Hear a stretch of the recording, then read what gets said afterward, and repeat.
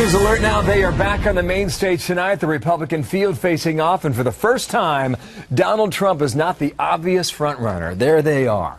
And here we are, he said. Here we are. I'm Bill Hammer. Welcome into Good morning. America. Good morning, Bill Hammer. How you doing? I'm Martha Maccallum. Good to see everybody. So Donald Trump is going to have that center podium, as he has in the past, tonight in Boulder. But Ben Carson comes into this debate with a pretty strong head of steam. He's on the top of the latest national poll.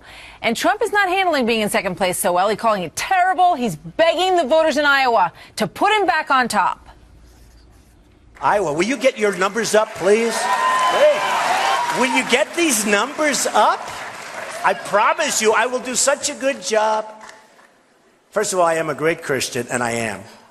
And I do well with the evangelicals. But the evangelicals left me down a little bit this last month. I don't know what I did. In all fair, what is my competition? Do you think these guys, I'm not going to say Carson. I'm not going to say Rubio, who really is way down. I mean, I am second. It's not like terrible, but I don't like being second. Second is terrible to me. I mean, you can't make it up, right? It's unbelievable. We're going to see a little bit more of that coming up. But Dr. Carson, as is his wont, offered a much more tempered sort of response. Watch. I'm just going to keep doing what I've been doing, and that is telling the truth and talking about the things that I think are relevant to the people. Byron York now, chief political correspondent, Washington Examiner, Fox News contributor, already live there in Boulder, Colorado. Okay, you've got about 11 hours to go. Who, in your view, has the most to lose tonight, Byron?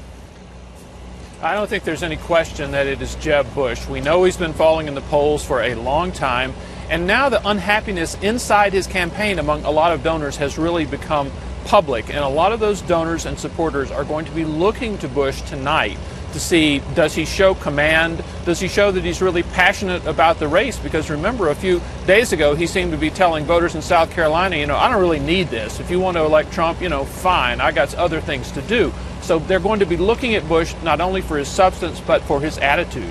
Okay, now Carson and Trump are essentially co-leaders, right? If you give more weight to the New York Times poll that came out 24 hours ago.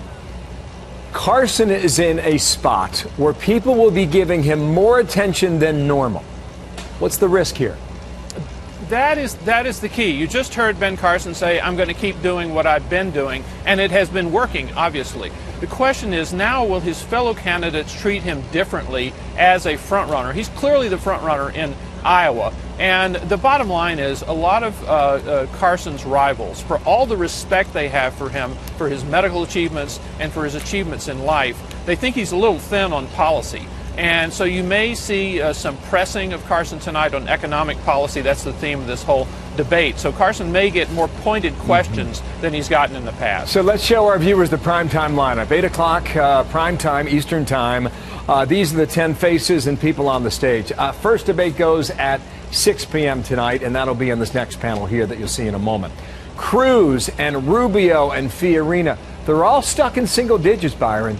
I mean, how much do they have here to keep these campaigns going 98 days from Iowa? Well, they've all done well in the previous debates. They've all gotten really good reviews in the previous debates, but you're right, they haven't been able to jump out of single digits. Fiorina in particular has gotten a real pop after each debate, after the Fox News debate in August and then the CNN debate in September. Her polls went way up, and then she's been kind of sliding down. So I think they're trying to look for some sort of traction with voters that they have not been able to get, even though they've done well in the earlier debates. Got it. Thank you, Byron. We'll talk to you a bit later and again tomorrow. Thank Byron you, York Bill. there, live in Boulder, Colorado. Martha.